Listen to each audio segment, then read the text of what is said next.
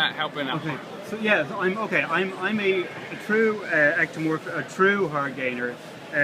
Breakfast, lunch, and dinner, and many meals a day. What would you be giving me? A lot of people say there's no such thing as a hard gainer, just an under-eater.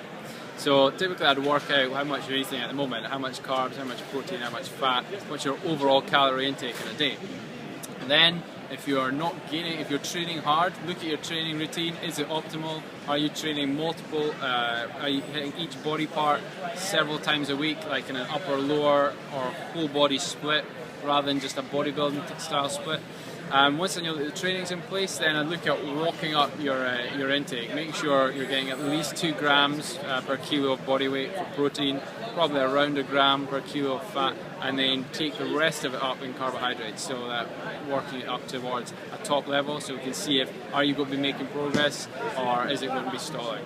So you give me extra carbs. Yeah. We set normally fat and protein will stay relatively constant, and then carbohydrates will fill the remaining energy void to take that up to fill the requirements needed. How many calories a day would you reckon? I have no idea without working out how active you are in a day, how your training is. It's very, very different on an individual basis. Because I think I was on upwards of 4,000, 4,500 last year.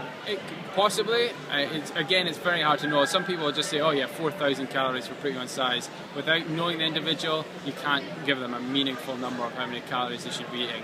You really want to work out for them how much do they need rather than giving them a generic idea. How do you work that out on Skype? I mean, do you get them? I get them a lot of information to start with. More or less, I gather any information that can impact the way they eat. So basic physiology, age, weight, height, so on, training routine, how active they are in their job, do they walk to work, food preferences, have they dieted before, what they're currently eating.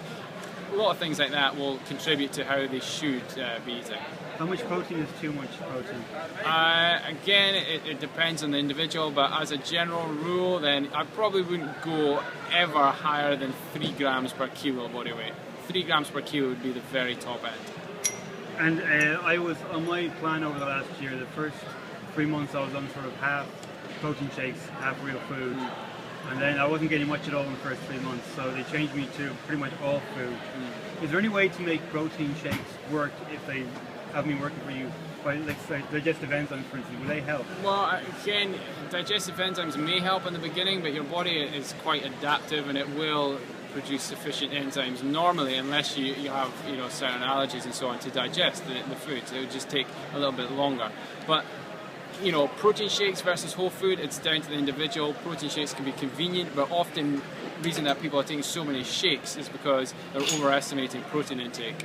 And if they are struggling with the volume of food, then you can look at liquid sources. For most people, you'd say avoid liquid calories, but if you're really struggling to put on muscle and you're eating a load of food as is, then things like milk and fruit juices and so on, sports drinks during a workout can help. Is it possible protein shakes don't work for some people? No. I wouldn't. A protein shake is one of the possibly yes, but I've not seen a case of when a protein shake wouldn't work as such. Whey protein is a very high quality protein. It's the biological value of whey protein is even higher than chicken and so on. So for somebody saying protein shakes don't work for me, I would be very skeptical. In the first 3 months I put on 3 pounds, and once I changed to all food, including a pound of protein... You've got to remember that whey protein on its own is just more or less going to be protein. When you have whole foods, you're getting additional fats if it's a meat-based product as well. So your overall calorie intake will have been increased. It probably wasn't the change between whole food to protein shakes. Oh, okay. And finally, how do you make... The biggest problem I have is making the food tasty. Yeah, marinades, spices. Get the different shakers, like Cajun spice, Italian, play around with different marinades and so on. Vary your methods of cooking. If you're always doing a George Foreman, try and bake your chicken, barbecue and so on. Make it as varied as you can so it's not like you're eating the same thing over and over again, and you'll just find it easier to stick to, and adherence will be greater in the long term.